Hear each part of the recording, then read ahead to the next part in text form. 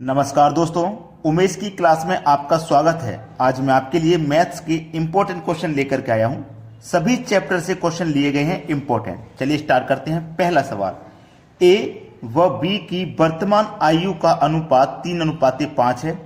10 वर्ष बाद उनकी आयु का अनुपात 5:7 हो जाएगा, तो ए की वर्तमान आयु क्या है? ए और बी ये दो व्यक्ति हैं, इनका अनुपात हमें दिया गया है 3:5। 3:5 दिया गया है। बोला गया है 10 वर्ष बाद उनकी आयु का अनुपात, यानी कि ये प्रेजेंट है, ये प्रेजेंट है। प्रेजेंट से कहां? 10 वर्ष बाद, तो ये प्रेजेंट का अनुपात है। प्रेजेंट से 10 वर्ष बाद इनकी जो आयु का अनुपात है वो 5:7 हो जाएगा। ठीक है, 5:7 हो जाएगा। तो ए की वर्तमान आयु क्या है? देखो इसको करते कैसे हैं, ध्यान देना। बहुत ही अच्छा तरीका है इसको करने का। आपको सबसे पहले नीचे वाले अनुपात का अंतर कर लेना है। 5 और 7 का अंतर आएगा 2, लिख लिया। फिर आपको ये क्रॉस मल्टीप्लाई करना है। 7 तिया 21, ठीक है। 5 5 25, दोनों का अंतर करना है। 21 और 25 का अंतर आ जाएगा 4, बटे में लिखना है, गुणे कर देना है। जितने वर्ष बाद के लिए बोला गया है उतना वर्ष 10। देखिएगा, ध्यान देना, जब वो बाद के लिए बोलेगा तो प्रेजेंट से नीचे की तरफ आना, और पहले के लिए बोलेगा तो प्रेजेंट से ऊपर की तरफ चले जाना। ठीक है, कटा लेंगे इसी को। देखिए 2 एकम 2, 2 दूनी का 4, और 2 से कट जाएगा 10 5 बार में। ठीक है, 2 से 10 कट जाएगा 5 बार में। अब आपसे पूछा है ए की वर्तमान आयु क्या है, तो ए की वर्तमान आयु का आपको अनुपात दिया गया है 3, लेकिन आपको 3 से मल्टीप्लाई नहीं करना। जो बात मैं कह रहा हूं उसे ध्यान देना, दूसरे अनुपात से करना। ए का दूसरा अनुपात है 10 वर्ष बाद का 5, तो 5 का मल्टीप्लाई 5 से करेंगे तो 25 हो जाएगा। तो ए की जो उम्र निकल के आई है ये प्रेजेंट से 10 साल बाद की है, लेकिन हमसे प्रेजेंट की पूछा है, तो हम 10 साल पहले चले जाएंगे यहां। तो 25 में से 10 माइनस करके जाएंगे तो कितना हो जाएगा प्रेजेंट में? 15। अगर मैं 5 का मल्टीप्लाई डायरेक्ट ए के वर्तमान के अनुपात से कर देता 3 से, तब भी 15 आता, लेकिन कभी कभी सही आएगा आंसर, हमेशा सही नहीं आएगा इस तरीके से। तो सही निकालने का तरीका यह है, जो अनुपात का पूछा गया उससे मल्टीप्लाई ना करें, दूसरे अनुपात से मल्टीप्लाई करें।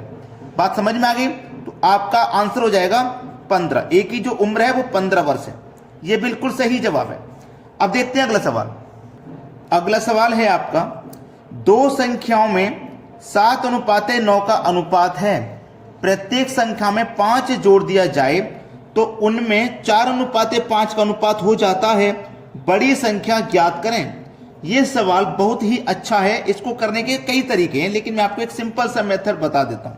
देखिएगा, आपके पास दो संख्या है, ये पहली संख्या और ये दूसरी संख्या। ये 7:9 के अनुपात में है। ठीक है, अगर मैं आपसे कहूं कि इसको आप 7x मान लो, इसको 9x मान लो, तो क्या इसके मान में कोई परिवर्तन आ जाएगा? कोई परिवर्तन नहीं आएगा। कोई परिवर्तन आ जाएगा क्या? कोई परिवर्तन नहीं आएगा। चलिए, अनुपात का मतलब बटा भी होता है, यानी कि 7:9 है, आप इसे 7/9 भी लिख सकते हैं। तो ये 7x और ये 9x हो जाएगा। बोला गया है प्रत्येक संख्या में 5 जोड़ दिए जाए, यानी कि इसमें भी 5 जोड़ दिया जाए और इसमें भी 5 जोड़ दिया जाए। तो जोड़ने के बाद क्या होता है? अनुपात 4:5 हो जाता है। तो 4:5 को आप क्या लिख सकते हैं? 4/5। अनुपात का मतलब बटा भी होता है। क्या हो जाएगा? क्रॉस गुना। 5 7 35x प्लस 5 5 25 बराबर 9 चौक 36x प्लस 5 चौक को 20। अब x वाला टर्म एक तरफ करोगे, 35x इधर जाएगा तो 36 में से माइनस हो जाएगा, केवल 1x बचेगा। ये 20 इधर आएगा तो 25 में से माइनस हो जाएगा, केवल 5 बचेगा। x का मान कितना आ गया? 5। x का मान आपसे कितना आ गया? 5। आपसे पूछा क्या गया था? बड़ी संख्या ज्ञात कीजिए। आपके पास दो संख्याएं थी, 7 और 9, और दोनों में बड़ा क्या है? अनुपात 9। तो जो अनुपात बड़ा होगा संख्या भी वही बड़ी होगी। तो 5 का मल्टीप्लाई आप 9 से कर दो, 5 45। x का मान 5 आया ना, तो 5 का मल्टीप्लाई 9 से कर दो, 5 45। 45 आपके सवाल का बिल्कुल सही जवाब है। बड़ी संख्या 45 है। अब देखते हैं अगला सवाल।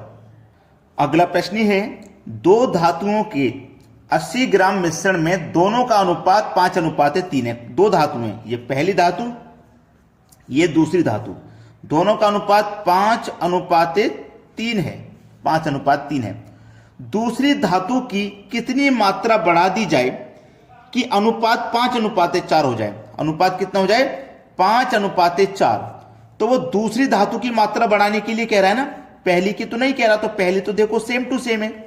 दूसरी धातु अनुपात में कितनी बढ़ रही है? अनुपात में बढ़ रही है 1। तो ध्यान दीजिए, आपके पास जो मिश्रण है वो 80 ग्राम है। ये टोटल योग ही तो है, दोनों धातुओं का योग है ना 80 ग्राम। जब योग है तो आप क्या करेंगे? अनुपात का भी योग करेंगे, 5:3। तो 5 और 3 योग 8 हो जाएगा। 8 से कटाओगे 80 को तो 10 बार में कटेगा। ठीक है, तो इसका मतलब क्या हुआ? यहां पे देखो 3 से हो गया था हमारा 4, 3 से हो गया था 4, 1 की वृद्धि हुई। यहां देखो हमारे कितना आया? 10 आया। हमसे पूछा गया है कि अनुपात 5:4 हो गया, दूसरी धातु की कितनी मात्रा बढ़ा दी जाए।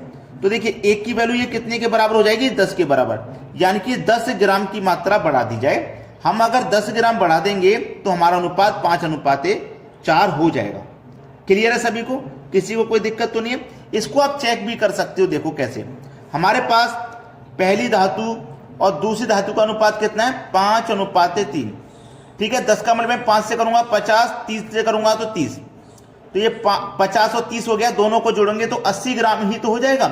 ये कटने के बाद हो रहा है, 10 से काटेंगे 5 बार में, 10 से काटेंगे 3 बार में, 5:3 आ गया। वही समझ में आया ना? चलिए अब देखते हैं अगला सवाल।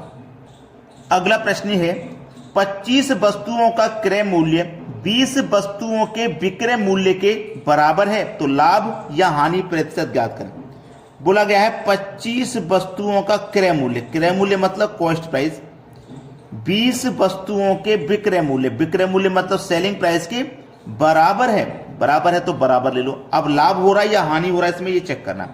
ये देखो ये मेरा कितना कॉस्ट प्राइस है। ठीक है, अब देखो जब मैं सेलिंग प्राइस को इधर लेके आऊंगा तो कॉस्ट प्राइस के बटे में आ जाएगा सेलिंग प्राइस। ठीक है, बराबर। अब सेलिंग प्राइस जब इधर आ गया तो इधर क्या बचा? 20। अब मैं 25 को इधर लेके आऊंगा, 20 के बटे में 25 हो जाएगा। देखो कॉस्ट प्राइस 20 रुपया है, सेलिंग प्राइस 25 है। अब 20 रुपए की चीज को आप 25 में बेचोगे, आपको 5 रुपए का फायदा होगा। फायदा निकालो चाहे नुकसान, हमेशा कॉस्ट प्राइस पे निकलता है। कॉस्ट प्राइस आपका 20 है और प्रतिशत के लिए आप क्या करोगे? 100 से गुना। तो 20 से 100 कटेगा 5 बार में, 5 का गुना 5 से हो जाएगा, तो लाभ हो जाएगा 25% का लाभ। ये आपके सवाल का बिल्कुल सही जवाब है। अब देखते हैं अगला प्रश्न। अगला प्रश्न है 360 वस्तुओं का क्रय मूल्य 400 वस्तुओं के विक्रय मूल्य के बराबर है, तो लाभ या हानि प्रतिशत क्या है? देखिएगा, बोला गया है 360 वस्तुओं का क्रय मूल्य, क्रय मूल्य मतलब कॉस्ट प्राइस, 400 वस्तुओं के विक्रय मूल्य, विक्रय मूल्य मतलब सेलिंग प्राइस के बराबर है, तो बराबर ले लो। देखो ये कॉस्ट प्राइस है, जब मैं सेलिंग प्राइस को बराबर के इधर लाऊंगा तो कॉस्ट प्राइस के बटे में सेलिंग प्राइस हो जाएगा। इधर साइड में 40 बचेगा, जब सेलिंग प्राइस इधर आ गया तो इधर 40 बचा। अब 360, ये 40 नहीं दोस्तों, सॉरी 400 है, 400 है, 40 लिख गया था गलती से। अब मैं 360 को इधर लेके आऊंगा तो 400 के बटे में 360 आ जाएगा, ये 400 है। ठीक है, अब देखो कॉस्ट प्राइस है 400, सेलिंग प्राइस है 360। 400 की चीज को 360 में बेचोगे तो 40 रुपए का नुकसान होगा। ठीक है, नुकसान हो चाहे फायदा, हमेशा कॉस्ट प्राइस पे निकलता है। प्रतिशत के लिए 100 से गुना, 2 जीरो से 2 जीरो कटा दो, 4 से 40 10 बार में कटा दो, माइनस है तो हमें हानि होगा। कितने का हानि होगा भाई? 10% का हानि होगा। यही है सवाल का सही जवाब। अब देखते हैं अगला प्रश्न।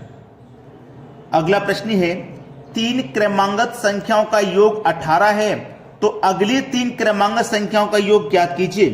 बहुत अच्छा सवाल है भाई। ठीक है, बेहतरीन क्वेश्चन है। हमसे बोला है 3 क्रमांगत संख्याओं का योग 18 है। कोई 3 संख्या है, उनका योग 18 है। कितनी संख्याओं का? 3 का। 3 से कटा दो, 3 6 18। ये जो 6 आया है ना, ये आपकी बीच वाली संख्या है और ये आपका औसत भी है। 1 2 3, 3 संख्याओं का योग था ना 18। मेरी बीच वाली संख्या मुझे पता चल गई 6 है। संख्या कैसी है? क्रमांगत का मतलब लगातार, तो 6 के बाद में 7 आएगी, 6 से पहले 5 आएगी। ठीक है, इतना क्लियर हो गया ना? अब तीनों का योग करोगे 18 मिल जाएगा। बोला है अगली 3 क्रमांक संख्याओं का, इसके बाद में अगली 3, 1 2 3, तो 7 के बाद 8, 9, 10 ये हो जाएंगे अगली 3। ये संख्या पहले की 3 है और ये अगली 3 है। तो संख्याओं का योग ज्ञात कीजिए, संख्याओं का योग ज्ञात कीजिए। चलिए 10 और 9 19, 19 में जोड़ेंगे 8 तो ये कितना हो जाएगा भैया, 19 में 8 जोड़ेंगे 27। तो संख्याओं का योग कितना हो जाएगा 27। ये आपके सवाल का बिल्कुल सही जवाब है। सभी को समझ में आ गया ना। अगर कोई भी बच्चा वीडियो को अगर लाइक नहीं किया तो लाइक कर दें और शेयर नहीं किया अभी तक तो वीडियो को शेयर कर दें। ठीक है दोस्तों, धन्यवाद।